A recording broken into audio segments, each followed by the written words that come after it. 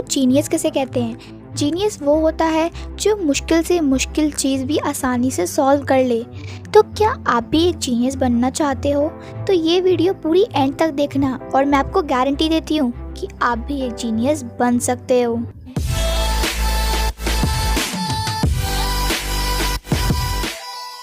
Number 1, उल्टे हाथ से ब्रश करो। तो ये बहुत ही अजीब सी चीज़ लग रही होगी कि उल्टे हाथ से ब्रश करने से हम जीनियस कैसे बन सकते हैं, है ना? बट आपको शायद ये नहीं पता है कि जब आप रोज़ अपने एक ही हाथ से ब्रश करते हो तो ब्रेन का सिर्फ एक पार्ट एक्टिव होता है जो कि आपके उस हाथ से कनेक्टेड है। बट जब आप अचानक से उल्टे हाथ से ब्रश करने लगोगे तो ब्रेन का वो पार्ट भी एक्टिव हो जाएगा जो कि नॉर्मली एक्टिव नहीं था। और इस तरह से जो दिमाग में न्यूरॉन्स होते हैं वो उनके आपस में कनेक्शन मजबूत हो जाते हैं क्योंकि ब्रेन को ये एक सिग्नल मिल जाता है। और सिर्फ इतना ही नहीं बल्कि न्यू न्यूरॉन्स प्रोड्यूस भी होते हैं जो कि आपकी क्रिएटिविटी को बढ़ाते हैं और आपका दिमाग और सक्रिय होता है।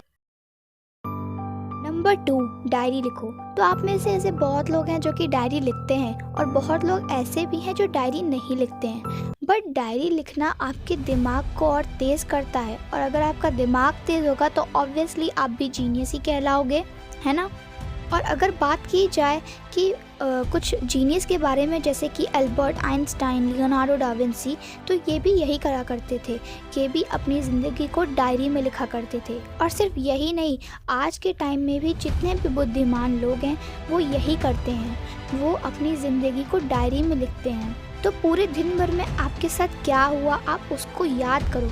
पर आजकल की दुनिया में तो लोगों को ये भी नहीं याद रहता कि उन्होंने खाना क्या खाया था और कोई याद करने की कोशिश भी नहीं करता है।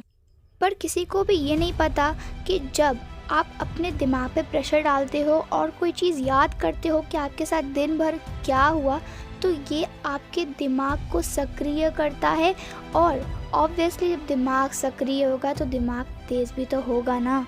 अगर आप एक बार ये सोचोगे कि आपके साथ पूरे दिन भर में क्या हुआ तो ये आपके दिमाग को रिफ़्रेश कर देता है, ये आपके दिमाग को हल्का कर देगा।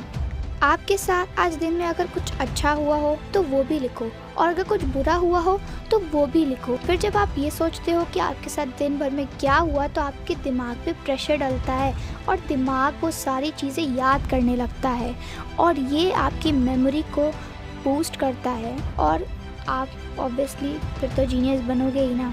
तो ये एक ख़ास तरीका है जीनियस बनने का।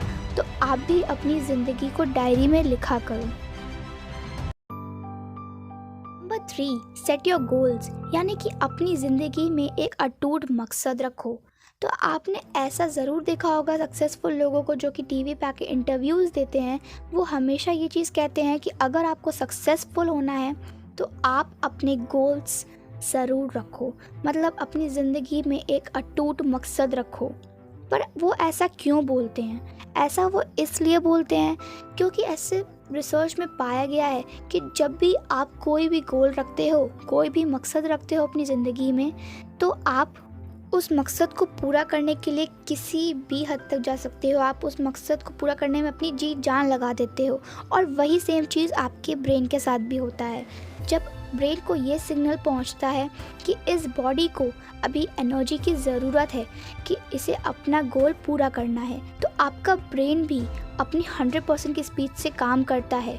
और जो लोग अपनी ज़िंदगी में गोल नहीं रखते उनके साथ इसका ठीक अपोजिट होता है। जब आप अपनी ज़िंदगी में कोई गोल नहीं रखते हो तो दिमाग अपना 100% नहीं देता है, वो आपको सिर्फ 20% या 30% ही देगा। इसीलिए आप कभी भी अपना दिमाग अच्छे से एक्सप्लोर ही नहीं कर पाते कि आपके दिमाग में कितनी शक्तियाँ हैं और आप जो चीज़ चाहते हो वो चीज़ आप कर नहीं पाते हो। इसीलिए आपने ये देखा होगा कि जो बूढ़े लोग हैं उनकी मेमोरी कम है। बट ऐसा क्यों? क्योंकि वो अपनी ज़िंदगी में कोई गोल नहीं रखते हैं, कोई मकसद नहीं रखते हैं। अगर वो भी अपनी ज़िंदगी में कोई मकसद रखेंगे तो उनकी भी मेमोरी शार्प रहेगी।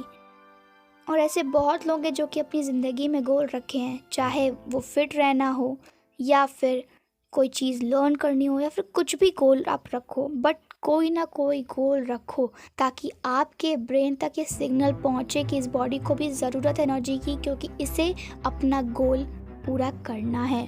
तो आप भी कोई भी गोल रखो, चाहे वो जॉब में प्रमोशन पाना हो या 95% मार्क्स से पास होना हो या फिर स्कूल में टॉप करना हो, बट अपनी ज़िंदगी में गोल रखो। अगर आपको सक्सेसफुल होना है तो गोल तो रखना पड़ेगा यार। नंबर 3, स्टॉप प्रोक्रेस्टिनेशन, मतलब कल करूँगा बोलना बंद करो।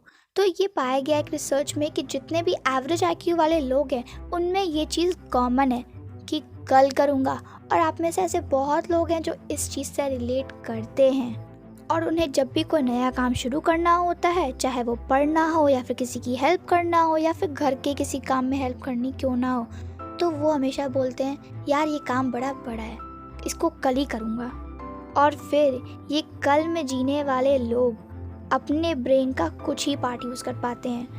और अगर आप ये चाहते हो कि आप अपने ब्रेन का 100% यूज़ करो, पूरा यूज़ करो उसकी एनर्जी को, तो आपको ये कल करूँगा वर्ड तो बिल्कुल छोड़ देना चाहिए। तो आप में से अब ऐसे बहुत सारे लोग हैं जो ये बोलेंगे कि यार मैं कोशिश तो करता हूँ कि अपना काम आज के आज ही ख़त्म कर लूँ, बट क्या करूँ, ये आलस मुझे हरा देती है। तो आप ये बात सुनो, हो सकता हो कि ये चीज़ आपको हेल्प करे, तो ध्यान से सुनना। आप ये कल करूँगा कब बोलते हो? आप ऐसा इसलिए बोलते हो क्योंकि आप उस काम को बहुत बड़ा लेते हो, मतलब कि आप उस काम को एक बोझ की तरह लेते हो। तो आपका दिमाग भी कहता है कि ये काम तो बहुत बड़ा है, एक काम करूँगा कल करते हैं। तो मान लो ये बार आपका काम है, तो आप इस बार को 4 या 5 भागों में डिवाइड कर दो, मतलब कि आप अपना वर्क को 4 या 5 पार्ट्स में डिवाइड कर दो और उस पूरी बार पे फोकस करने के बजाय उस बार के सिर्फ एक पार्ट पे फोकस करो, जिससे कि आपके ब्रेन को ये लगेगा कि यार ये काम तो बहुत इजी और इसे तो मैं चुटकियों में कर दूंगा।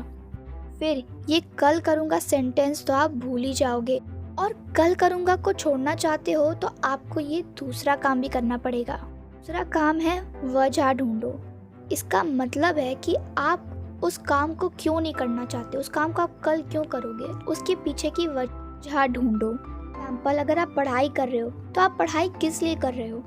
तो आप पढ़ाई कर रहे हो अच्छे मार्क्स पाने के लिए, टॉप करने के लिए। आप ये चीज़ सोचते हो कि इस काम को करने से आपको क्या फ़ायदा मिल रहा है, तो वो ब्रेन आपको और एनर्जी देने लगता है, जिससे कि आपको उस काम को करने में और मज़ा आने लगता है। काम को भागों में डिवाइड कर दो और उस काम के पीछे की वजह ढूंढो कि आप वो काम क्यों कर रहे हो और आपको उससे क्या फ़ायदा है। इन्हीं 2 पॉइंट्स की वजह से आप कल करूँगा से बच जाओगे।